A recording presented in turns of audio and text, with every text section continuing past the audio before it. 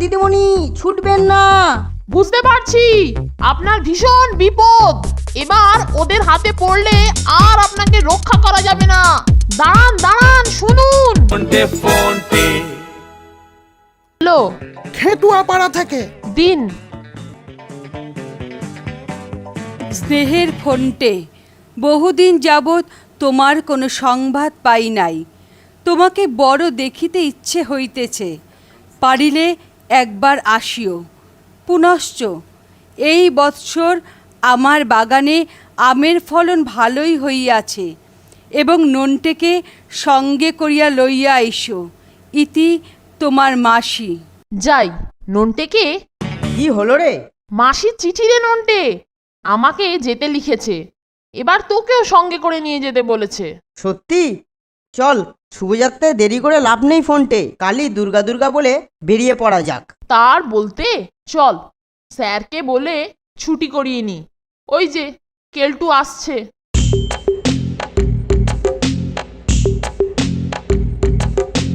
এই যে মানিকজোর, ফুর্তির প্রাণ একেবারে যে দেখছি গড়ের ময়দান। কি ব্যাপার বল দেখি। আমরা ভ্রমণে যাচ্ছি কেলটুদা। বটে, ভ্রমণে যাচ্ছিস? তা যাচ্ছিস কোথায়? লিলুয়া না উল্টো ডিঙি? উল্টো সোজা কোনো ডিঙিতেই নয়, আমরা যাচ্ছি মাসির বাড়ি। এখন যাচ্ছি স্যারের কাছে কয়েকদিনের জন্য ছুটি চাইতে। টাটা কেলটুদা, ঘুরে এসে তোমাকে আমাদের ঘোড়ার গল্প শোনাবো। কদিন একটু অপেক্ষাই করো, এলাম গো।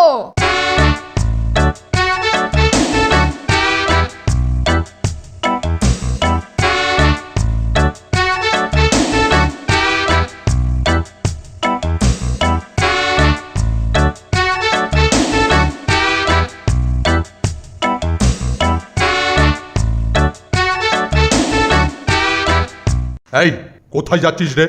স্যার, আপনার কাছেই যাচ্ছিলাম। কেন? স্যার, খেটুয়াপাড়া থেকে মাসির চিঠি এসেছে, আমাদের দুজনকে যেতে বলেছে।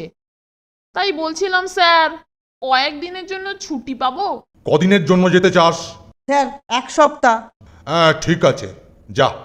সাবধানে যাবি, আর তাড়াতাড়ি আসার চেষ্টা করবি, বুঝেছিস? হ্যাঁ স্যার। যাক, স্যার বেশ কয়েকদিনের জন্য ছুটি দিয়েছেন। তোর আর আমার সব জামা কাপড় নিয়েছিস তো?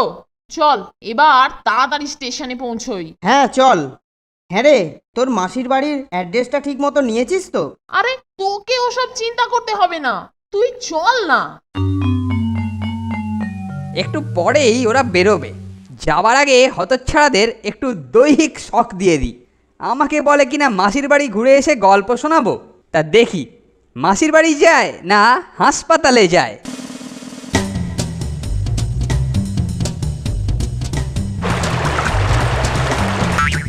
ওই যে আওয়াজ শোনা যাচ্ছে, আসছে বোধহয় ব্যাটারা।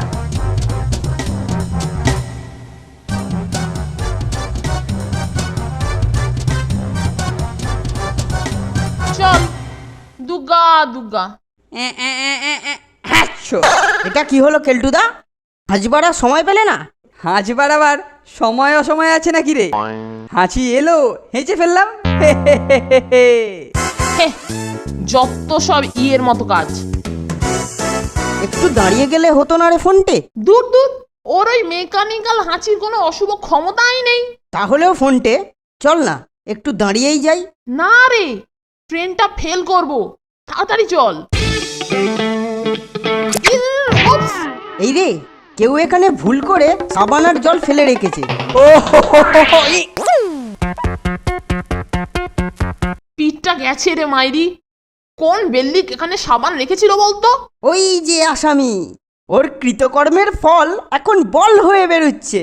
ওই দেখ।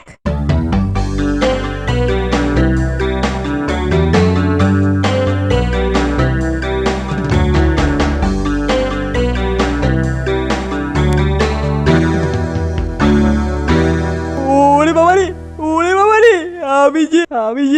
আমি যে সাবান কিনে ফেলেছি রে। হা হা হা হা হা।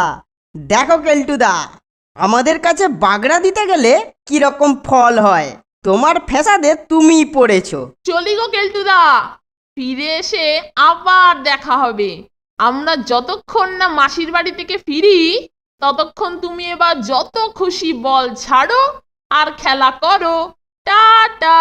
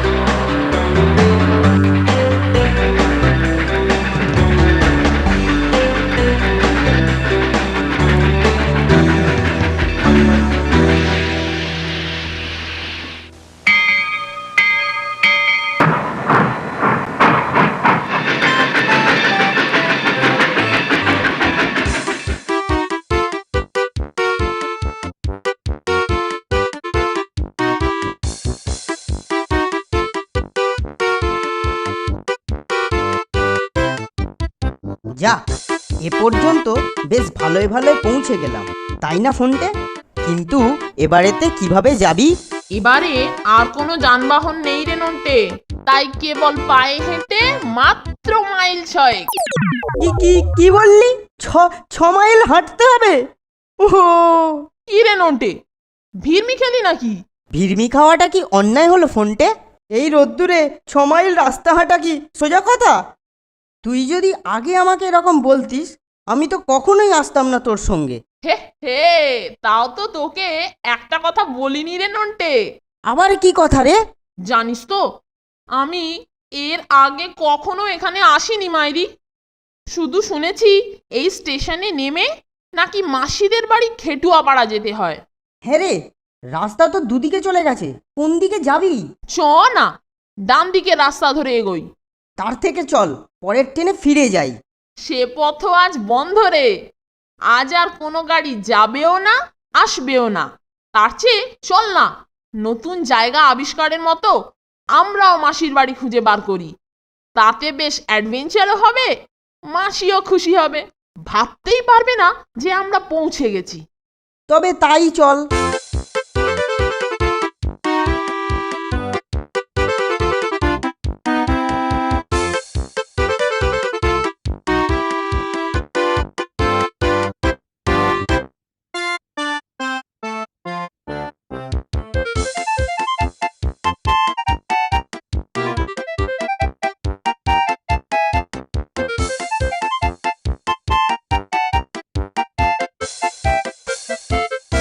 হ্যাঁ রে, অনেকক্ষণ ধরে তো হাঁটছি, কিছুই তো দেখতে পাচ্ছি না, না বাড়ি ঘরদোর না লোকজন। আরে ওই যে দূরে একটা ছেলে দাঁড়িয়ে আছে না রে? হ্যাঁ বোধ হয়। চল তো, ওকে গিয়ে জিজ্ঞাসা করা যাক।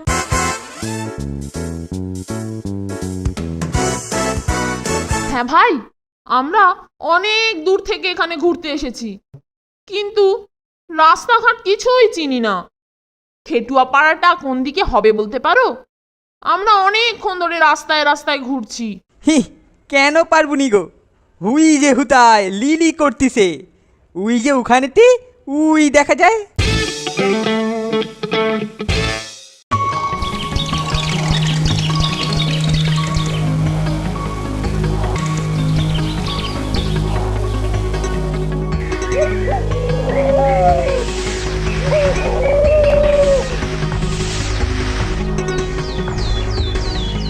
লিলি দেখানো জায়গাটা যে ছালের বন রে ফোনটে, ঘরবাড়ির কোনো চিহ্নই নেই। তাই তো রে, ছোঁড়াটা ভুল জায়গা দেখিয়ে দিল না তো? চল সামনে বসে একটু জিরিয়ে নেওয়া যাক নন্টে, কি বলিস? হ্যাঁ, তা না হলে আর এক পাও হাঁটে যাবে না মাইরি। মাসির বাড়ি যাওয়া এখন ফাঁসি যাওয়ার মতো লাগছে মাইরি। উফ, ফোনটে তুই একটা খেল দেখালি বটে। তোর মাসির বাড়ির আম খেতে এসে যে এত কীর্তি করতে হবে তা স্বপ্নেও ভাবিনি মাইরি। কে কোথায় আছো? বাঁচাও বাঁচাও, ডাকাতরা আমাকে ধরে নিয়ে যাচ্ছে, বাঁচাও বাঁচাও। নন্টে, নিঘাত একলা পেয়ে কারা কোনো মেয়ের ওপর অত্যাচার করছে। আমাদের এক্ষুনি সাহায্য করতে যাওয়া উচিত ফোনটে। কিন্তু শুধু হাতে যাওয়া তো ঠিক নয়। আমি একটা লাঠি নিই, তুই একটা লাঠি নে। ঠিক কথা বলেছিস, দুজনে দুপাশ দিয়ে যাই, তারপর আচমকা বেটাদের ঘায়েল করব। দুজনে মিলে বেটাদের উচিত শিক্ষা দিয়ে দেবো। কে আছো বাঁচাও, রক্ষা করো, বাঁচাও বাঁচাও। এই পাণ্ডব বর্জিত জায়গায় কে তোমাকে রক্ষা করিবে লালনে? আমরা রক্ষা করব। আপনার কোনো ভয় নেই দিদিমণি, তুই বেটাকে এক্ষুনি কাজ করে দিচ্ছি। আর ঘাবড়াবার কিচ্ছু নেই, বেটার এক কুপোকাত। ওরে বাবারে, ও টেপা বাবু, ও নেপা বাবু, শিগগিরই বাঁচান, খুন করে ফেললে। কাট কাট কাট। ভয়ানক ব্যাপারে নন্টে, শুনলি?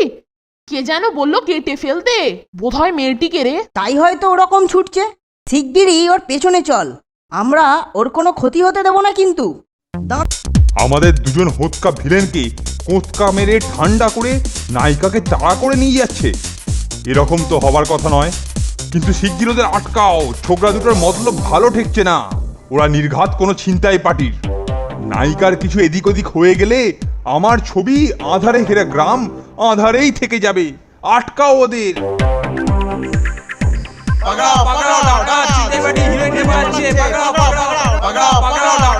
দাঁড়ান দিদিমণি, ছুটবেন না।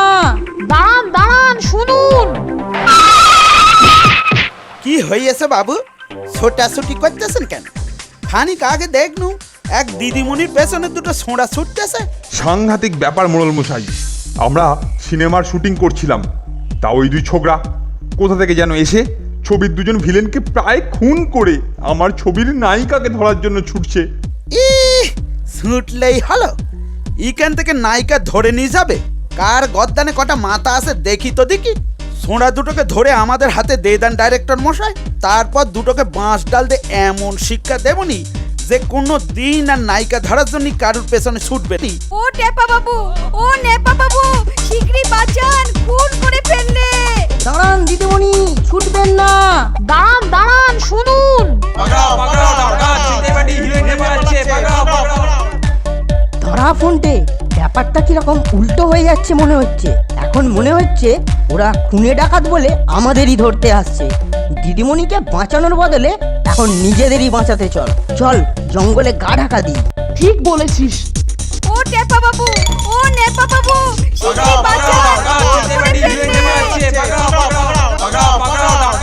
এখন মাসির বাড়ির খোঁজ করা মানেই হলো ফাঁসির দড়ি গলায় পড়া। মাসির বাড়ি গিয়ে আর কাজ নেই বাবা, অনেক হয়েছে। ঠিক বলেছিস।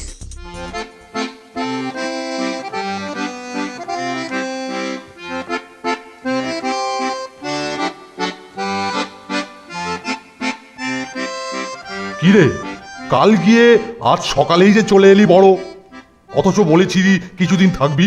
হ্যাঁ, কি ব্যাপার রে? কিছু গন্ডগোল টন্ডগোল করে আসছিস নি তো? মাসিমার বাড়ি ঠিকঠাক খুঁজে পেয়েছিলি তো? হ্যাঁ হ্যাঁ স্যার, চলে এলাম। মানে একটা বিশেষ প্রয়োজন স্যার। হ্যাঁ হ্যাঁ স্যার।